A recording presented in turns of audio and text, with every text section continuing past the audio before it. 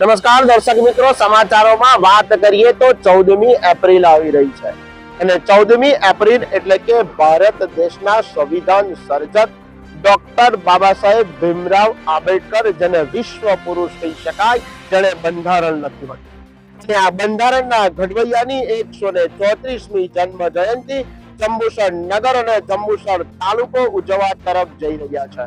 ત્યારે 14મી એપ્રિલના રોજ અનુસૂચિત જાતિ સમાજના તમામ યુવાનો અને સક્રિય કાર્યકર્તાઓ દ્વારા રેલીના આયોજકો દ્વારા પંથકની જાહેર જનતાને જંબુસર બાબા સાહેબ ડોક્ટર આંબેડકરની રેલીમાં પધારવા માટે ભાવભીનું હાર્દિક આમંત્રણ પાઠવવામાં આવે છે.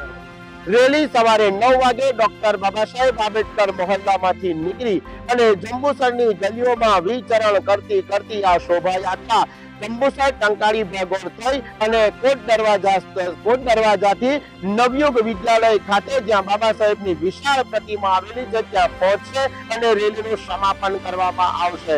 તો સમગ્ર જાહેર જનતા અને જંબુસર પંથકના લોકોને આ આયોજકો વતી બાબા સાહેબની જન્મોત્સવ પ્રસંગે આ શોભાયાત્રામાં પધારવા માટે હાર્દિક આમંત્રણ પાઠવવામાં આવે છે.